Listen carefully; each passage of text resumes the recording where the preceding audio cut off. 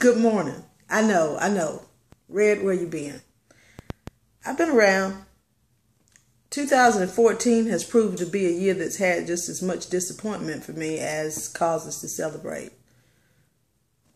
The very first thing happened this year was that I lost a very dear friend and confidant. My grandmother left. 2 months later, another pillar of my life, my Aunt Callie, left. And in that time, the man who has been father, supporter, and one of my biggest cheerleaders became ill. And if you can see back behind me, I had a fire. So it's kind of been first one thing and then another. But I'm okay. And I'm going to be okay. And so are you.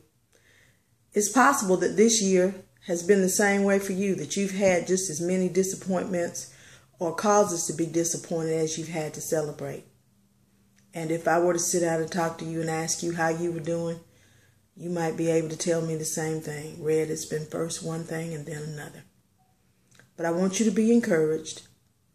I want you to be realistically thinking about your future and do what you can to prepare for it. You can't stress about it and you can't worry over it.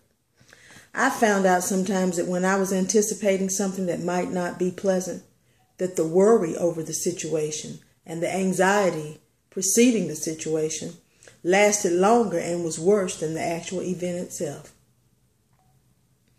I want you to think back on the worst experience that you thought was coming for you, whether it be a breakup, a divorce, the loss of a job, whatever it was. I want you to think back to how you were feeling anticipating that moment or that event. And I want you to think about how you feel and how you feel about that now that it's over. It's possible that what happened or the event brought you to a point in your life where you were better off. That breakup may have caused you to find some clarity about yourself and your life and may have propelled you further toward the person that you were meant to be with. The loss of that job may have caused you to go back to school, or it may have resulted in you being better situated to find the job that you really want.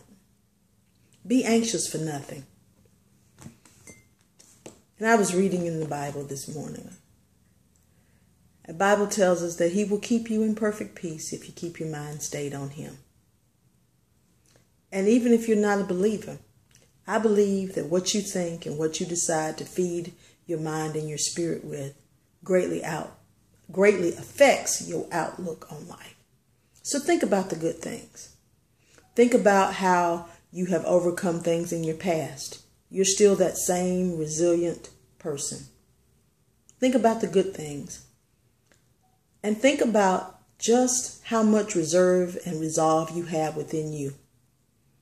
Regardless of how the first part of this year has turned out, you've got to believe that it's going to get better, because you've got to believe that there's a better in you and better for you. I've got to go. I've got some things I've got to do today. And I promise you that it won't be so long or this long before you get to see me again. Remember to come and visit me on Facebook. Email me at redvelvet@live.com or redhotletter@hotmail.com. And I will discuss with you whatever issues you want to talk about. We're not going to bash people. We're not going to beat people up, because even though my posts may come off as harsh, I'm not a harsh, hard-nosed woman. I hope that you're having a great day. I hope that you have a string of great days. And I hope that 2014 and the last few months that we have left in it turns out to be a good year. Remember, take care of yourself and be good to yourself.